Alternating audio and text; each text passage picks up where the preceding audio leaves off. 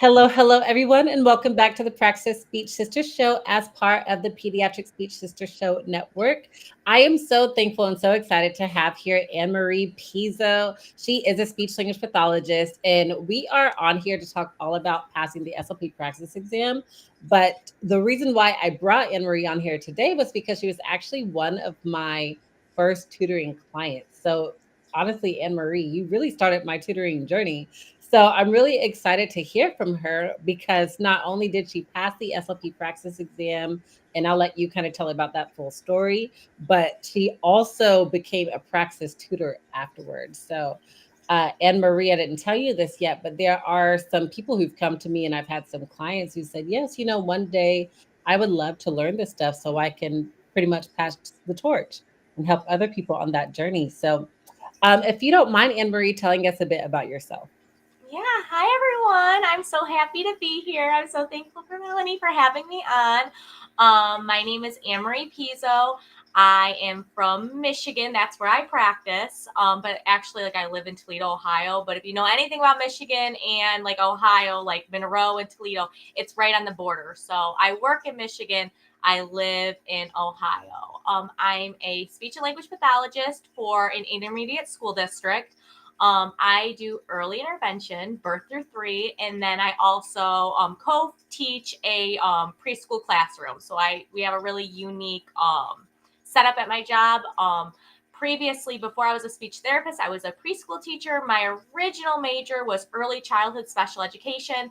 I did that up till my junior year of college, and I switched to speech and language pathology. And I'm really thankful for my job that really plays on those skill sets I have, and I have a really unique role. As for the tutoring and the praxis, I was a former tutor. I'm not taking any clients right now, but I really enjoyed that. I did it really heavily during the summertime. Melanie really started that for me with teaching me all the strategies that she had, and just as she said, people came to her saying that they want her to pass the torch to them and then pass it to other people. That's really what started my journey. A little bit about myself. I'm a goldfish mom. No pets, but I do have a goldfish. I'm a rescue goldfish, and I love college football. I think I might know more about college football than I do about my own profession. So just a little bit about myself. I think that's amazing. I had no idea that you were a huge football fan. Where did you Oh, go to school again? I went okay, so I started my schooling at Huntington University in Indiana. I played college volleyball, Mm. and that's where I declared my major as early childhood special education. Then as the year went on, I decided I wanted to switch to speech and language pathology. Unfortunately, the school didn't have that program, so I transferred to the University of Toledo. That is where I obtained my bachelor's degree, and it was the one and only school I applied for graduate school. So I have both my bachelor's and master's from the University of Toledo. Amazing, amazing. Well, could you tell us actually a little bit about your why? Like, why did you join speech pathology, or really what inspired you to join? So I always knew I wanted to work with children. My mom, she is a teacher. She is an early childhood special education teacher, and her brother is actually, he has a really unique role himself. He is an orientation and mobility therapist, and he's also a teacher of the deaf and blind. So I've always been immersed in a family that really wants to help other people, especially the special education population. So I knew that that was my passion. I went to a full inclusive grade school. So from K to 8th grade in my general education classroom, I had students with many different disabilities, kiddos that learned at their own pace. And I always really had a passion for being an advocate for those, and also just really pushing for what I think is right in the realm of special education. Yeah, and speech pathology is the best way to do Oh that. yeah. So really I knew I wanted to work with little ones. I started out with that early childhood special education, and then like, as I told you, my mom is an early childhood special education teacher, and she always had speech therapists coming into her classroom, and she says, you know what? You have always wanted to work with little ones. Why don't you pick a field that if something ever happened and you decide, even though we know you want to work with little ones, what happens if something changes in your life and you're like, you know what, I'm burned out. I've been doing this all my life. This being a speech and language pathologist, you can do anything. You could work from 0 all the way to 99 plus. So it she kind of geared kind of steered me a little bit away from education in the realm of like, I want you to have more options if you do change your mind. And I'm very thankful that's the best decision I ever made, because I love what I do. I love the flexibility. I love being able to be bound to a classroom, but not being bound to the classroom. I like having that flexibility, and I like being able to evaluate. And I like being one of those people that kind of are the people that put those accommodations and modifications in place for the classroom for the kiddos, and helping the teachers like strategically put those into place. That's amazing. Well, tell us a little bit about your praxis journey, because I know that you were already doing what you loved when you came to me, but you Mhm. were a little bit frustrated. So can you kind of tell us from start to finish, like how your journey was? Okay. So I graduated in 2020. So like that's where that, as everyone knows, it was during pandemic time, and I was like, I had it scheduled. I didn't take it my like senior year. I am the queen of like testing anxiety. I am the queen of, if I don't have to do it, I'm not going to do it. I'm going to try to push it back as long as I can. And I had my praxis scheduled, I believe it was March 20 something, I think, of my original one. And I was so lucky that that's when no testing in person. So I was like, oh yay, I get to like push off the praxis. So I was like, you know what? I just graduated. I know, and I don't know how it is in other states, but in Michigan, you don't have to pass your praxis to start practicing. So you can take your praxis after your CF year. So you can wait all the way till the end to take it. So, and I don't want to deal with having to like study. I'm too scared to study. I have really bad testing anxiety. I was like, I'm going to push it back. I'll study the summer after my first year of work. Well, summer comes along after my first year of work. Still hadn't started studying yet. It was really my mom and dad saying like, Annie, like you can't like have your testing anxiety like in your way. Like you need to take this. Your provisional license is going to expire. You need to have your praxis pass to be able to apply for your C. So I was like, you know what? I'm going to take it. I've worked in the field for a full year. I don't need to study. I'm good to go. It is what it is. It'll all be good. I didn't even really look into the praxis. I didn't know any of like the rules. I didn't even know you needed a 162 until the day before I took my praxis to Mhm. pass. So I took it kind of like winging it, and I missed it by 2 points. I always say like that, even though I missed it by 2 points and I didn't pass it, that must have been the best guessing I've ever had, because I didn't know anything on that test. I was like, man, you guessed really good, because there's no way to know all of that. But Yes. you do that. There's the small wins. Yeah. So then I was like, okay, dang it, I didn't pass. Now I know I need to study for this. Mm. Let me schedule and take it in a couple of days. Well, because I didn't look into all the rules, I didn't know you had to wait 28 days. I believe it's 28 days Okay. to Mhm. re-sign up for the praxis. You need to wait till the testing window closes. So at that point, I am 6 weeks before my provisional license expires. So I was like, oh my gosh, I just completely like, I'm not going to be able to work. You can't work without a license. I really did myself in on this one. Um, so within my panic, everything like that, I came across a tutoring agency, and that's where I got connected with Melanie. And that's really where like my praxis journey like began. We really worked heavily in the advanced review book. We learned strategies. It really kind of like guided me in the fact of I didn't even know like a schedule as to what to study. We really set that up. And from there, we had multiple sessions.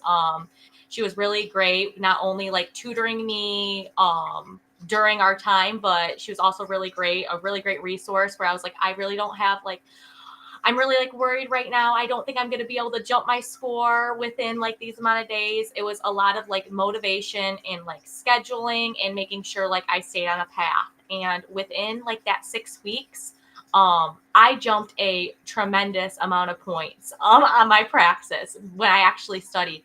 I actually jumped so high after my tutoring that they had to like review my tests because I jumped so high in a short amount of period. And I really, after that, and how much like the tutoring and how much like I studied and everything I did, it really made me like, I'm like, oh, you know, what I learned, I can probably help people too. Like how I did it, I can, just like Melanie did for me, I can hold people accountable. I can really make like a good studying schedule. I can be like, what do you want? Because that was one of the biggest things like with Melanie is she looked at me, she goes, what do you want out of like this tutoring experience? Do you want me to hold you accountable? Do we really need to dive into the content? And I really became a tutor like that. So that's kind of the journey as to where I am now. And honestly, like looking back, I know this sounds like really like cliche and really like silly. Like I wouldn't have changed like how it happened. Like I am a better speech and language pathologist. I know a heck of a lot more. I don't know if like it was like trauma as to why I learned so much because I had to learn so much so quickly, or like what it is, or maybe like it really clicked because I knew I needed to learn that. But I am a way more knowledgeable SLP in all areas. Like I've always been strong in like language and anything to do with like pediatrics. Like that was like my guru. But like now, I mean, you can ask me a question about swallowing. I always do all your questions online Yeah, that you doing have, an Melanie, amazing on job. Instagram. And I'm like, dang, I know this and I know this. Do I know this from grad school or do I know this from my time studying? And honestly, a lot of it is I learned it because I studied it and because I needed to learn it. So that's kind of my journey with the praxis. Well, thank you so much for that. There's so many different ways I want to go with this because one thing I will say that really impressed me about working with you, Anne Marie, is that you were like, I just have to get this done, and you studied nonstop, Oh, and yeah. you are a proud ADHDer like me, Yes. and you know the best support that you had was the strategy, which is definitely what we need. Like we do have to follow a plan. It's the executive functioning skill for us. But what would you say was that moment, like that lights on moment? Like I just have to do it. I have to overcome any stress I have. Like what really helped you push to the finish line? I think it was really like, I have no choice. Like, this is what I want to do with my life. I know that I have testing anxiety. I know I have ADHD. I know that I have some like resistance. Like, I know if something makes me super, super anxious, I'm going to push it off. But like, I can't push off the rest of my life. I mean, I have to do it. So I have to overcome it and I have to find strategies as to how I'm going to be successful.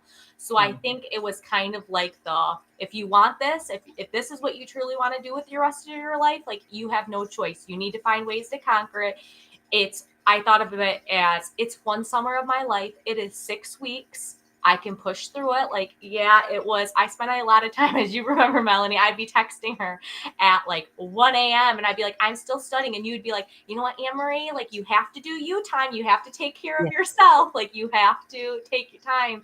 And that was also super important too, that like you were always pushing me to have a good balance between like my mental health and my personal well-being. You're like, what did you do for you today? Like, I know you've been studying, but what have you done to take care of yourself? You sent me some like relaxation podcasts and kind of like more like things to listen to and focus on that was important for my mental health. And I think that that was a big thing too, is that like you were really open with me as a tutor as to like, I would look at you and be like, do you think I'm going to pass now? Like, how do you think I'm doing? And you were really real with me. You were like, I think you still, this is a content area we really need to work towards. But also you were very like supportive. You're like, you know what? Like, I'm really seeing that like you're on the right track now. So I think that the fact that we had that open relationship as you being my tutor, that you weren't afraid to tell me that as of right now, Annmarie, like, I think you never told me, I don't think you're going to pass, but you were like,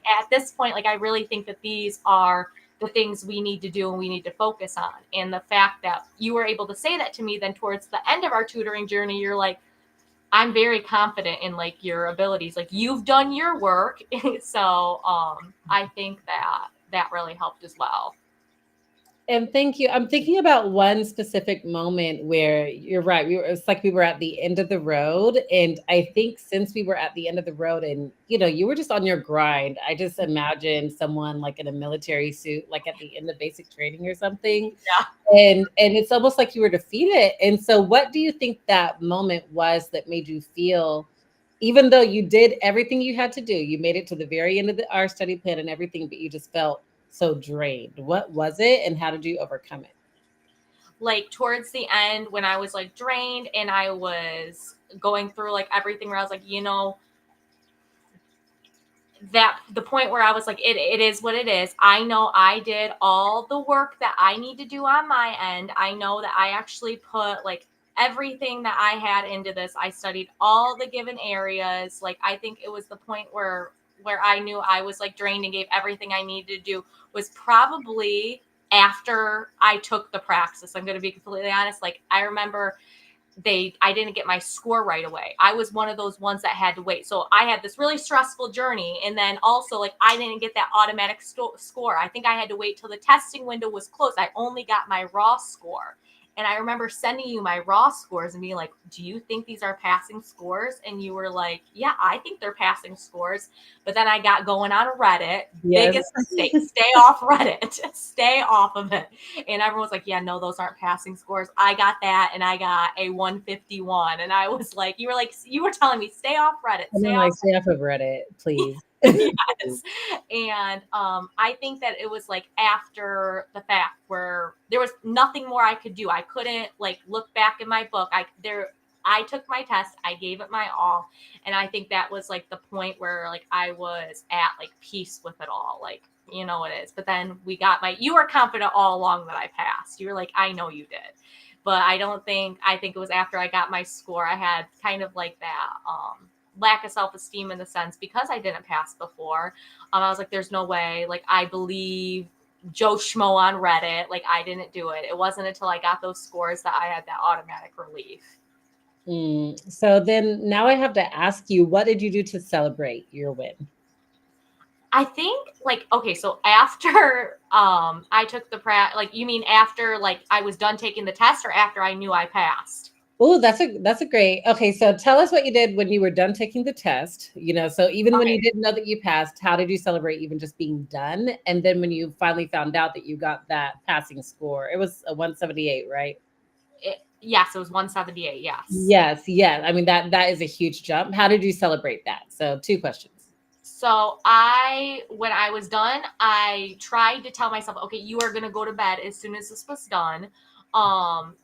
I took it online again. I had a bunch of technical difficulties. It was such a headache. Like the second time I took it, I had my parents texting me. My mom was like, I don't care if you didn't pass. Just tell me, because it took me so long. You only have like, I think it's 2 hours to take it. I was well over the 2 hours. I think I was like 3 hours and 30 minutes because of all the technical difficulties. So I was like, you know what? You're going to go to bed right away. You're going to like, you're just going to be done with it. But I couldn't go to sleep because I took one of those red line energies. So I was like up all night after scouring Reddit because I convinced myself I didn't pass. So like, I really didn't have any celebration. It was just chronic anxiety until my test scores were posted. And what I did as soon as I got my passing score back is, honestly, I called ASHA right away. I told them what was going on. I said, listen, I got this really nice gentleman on the phone. I said, my provisional license is going to expire. The state of Michigan isn't going to grant me anything until I get my C's. Can you please like expedite the the process. And let me tell you, like, I know some people have their feelings about Asha and all of that. That man got me my C's that day.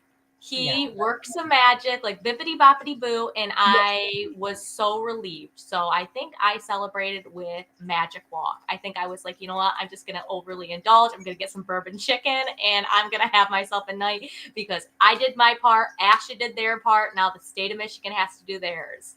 And I was like so relieved. I think I went. Another thing I did was I was typing a report, and I knew I could go down to the bottom and write like Annmarie Pizzo, MA, CCC-SLP. So that was my celebration, is I could start putting that in my report. That's amazing. That's amazing. And honestly, yes, people do. I understand people do have their things with Asha, but when I've called Asha, they're very professional, very like get it done. Very, I'm here to help you. So I will say I've had a different experience also. Yeah, I mean, I mean, people have told me like, oh, you're not going to get your C's for like 3 weeks. Your license, you're going to have to talk to the ISD. You're not going to have a license. And that guy was like, nope. He goes, I got you. I'm going to take care of this. I understand. That's why he literally said, that's why you pay your dues. That's why we're here. I will make sure that nothing happens with that license. Thank you so much. Yes, that's why we pay our dues, everybody. Yeah, that's why we pay our dues. So if you ever are in a situation like me, you'll get your license that day. Amazing. Well, Annmarie, is there anything else that you would like to share? Anyone maybe who is struggling to overcome the hurdle of passing the SLP Praxis exam, anyone who maybe is feeling a little lost in like just starting studying for the SLP Praxis exam, any words of encouragement? Yeah. So my first thing I'm going to say is don't procrastinate. I think the sooner you can take it, honestly, the better. The more chances you can give yourself to take it, I think that will make you a more confident person. If you can walk into like that test and say, hey, if I don't get my score, if I don't pass this, I have other chances. Like, yeah, it's expensive to retake it, but I'm at the end of the day, if you know that you have that possibility to do that, take it. Take it as soon as you give yourself time. Take it your first year of graduate school. Take it before your end of your second year. I personally, for me, I would never recommend anybody to, I mean, there's different situations, I understand, but don't wait 6 weeks until your provisional license expires. Give yourself some grace, give yourself some wiggle room.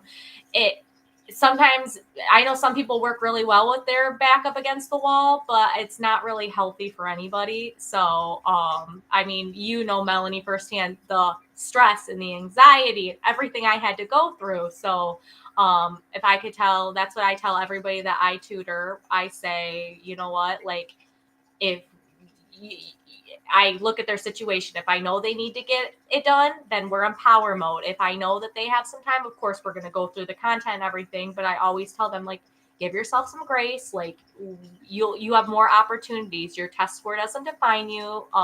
We'll get through this. That'd be my first line of advice. Don't procrastinate if you don't have to. My second would be like, make a study plan.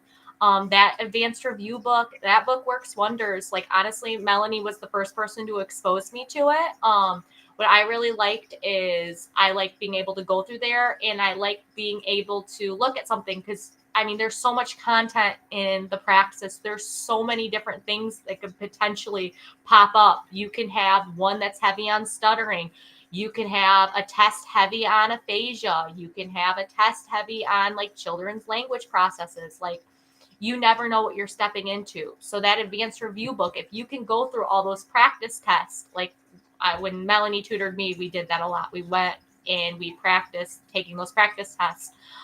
If you can go through those and have some confidence, if you can look at those content areas and say, yeah, I studied this one, I studied X, Y, and Z, you know that book is going to give you every single area that's potentially on the Praxis. So I really like that. I also think that it's really great to have the advanced review book, but I think you should always have different things like the supplement, like you take your notes. I always provide the people I tutor with outlines of different aspects of the advanced review. Like, I have key points because look at each person learns differently. Some person can go through books and they can read it and they can learn. Other people need keynotes. Some people, neither of that works. They need to listen to videos. So like, I think finding a way when you're going through in preparing for the praxis, don't go in it as this is the only way to study for the praxis. You need to know what is your strength. Do I do better by learning through listening? Do I do better learning through reading? Find your niche and use that to study. Some people, hey, none of that works for me. I just need to take practice questions. And if that's your thing, there's plenty of resources with practice questions. The advanced review book is really great for that as well. Play into your strength. Also, at the end of the day, it's a lot more, and Melanie's very heavy about that with it's a strategy. It's not always the content. It's knowing the strategies that go along with the praxis. Like, I don't even think a praxis is written by speech and language pathologists. Is it? I don't know. I don't know either. I It would think be safe to assume, but I didn't know.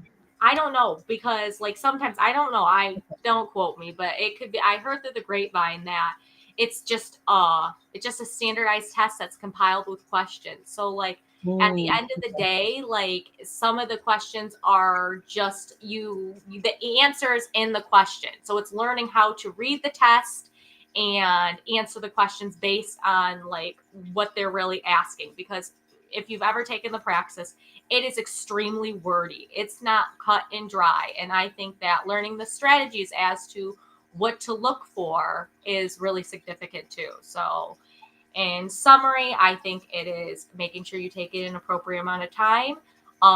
Practice and study based on your strength, like you are in the driver's seat, and then utilize your strategies. And I think that Melanie did a really great job when she was my tutor, really working and kind of like instilling me with that. I remember when I sat down with her the very first time, I was like, okay, are we ready? Are you going to teach me everything I need to know? And she were like, no, let's talk about these strategies first. And I was like, I don't want to learn about strategies. I want you to teach me what I need to know. Like I went in like a panic mode, but I trusted the process, and like I completely understand like the significance of know the test and use the test to take the test. So I think that's really significant too. And I'm really happy that you said that because, I talk a lot about mindset now. So I'm huge on mindset and strategy over the test. So you might even notice on my content, it's mainly, there's the flash challenges, but that's the only time I actually talk about the content because we know this. And I told you that, I always said, like, we know this. And that's not what's going to get you over the hurdle. Because just like I think that's actually what helped you get a high score your first time taking it, is because you really did know the stuff. Yeah. It was just psyching yourselves out sometimes is what we do. So oh yeah, and I think that that's what I think that's where testing anxiety plays in. And I honestly think there should be some study done to correlate like speech and language pathologists and testing anxiety, because honestly a lot of us, more people in this profession than you think, have like extreme testing anxiety. I don't know if that goes along with a lot of people being like a type A personality, and like they want to be like perfectionists and they can't cope without like getting a perfect score. But and I'm not even a type A person. I'm definitely a type B person, but like I'd be really interested to see that, because a lot of us do. And I think that that's a big hurdle. Is you don't have to be perfect with the praxis. You got to get a passing score. And I think it's really important to know that the test doesn't define you. Like, I know I'm a good speech therapist. I knew I was a good speech therapist, but I didn't pass the test. And I think that a lot of people that take it right before they graduate, before they have had time in the field and they don't pass, like, I think it's really important to know that you can be an amazing speech therapist and bomb that test. That is just something that we need to prove that we have the knowledge to be in the field, but that doesn't define you as a speech therapist at all. I'm sure that what you said gave a lot of people some healing because, we're in the summertime now. And I know a lot of people are so sad looking at certain classmates who've already reached that finish line. But yeah, just like what you keep saying, just give yourself grace and keep trying. So thank you so much, Annmarie, for coming on. Where can people find you if they want to learn more about your story or just reach out to you over there? Yeah, anybody can definitely. I have Instagram. You can message me at Annie Pizzo, You can also email me at anniepizzo12@gmail.com if you prefer that. But I'm always a listening ear, and I always have like good information about the praxis. I'm not taking new clients right now, but I always have a lot of study material, and I'm always welcome to share. I don't gatekeep. That's amazing. Well, thank you so much, Annmarie. And thank you everyone who's coming on, who watched the live and watching the replay. And we will see you next time.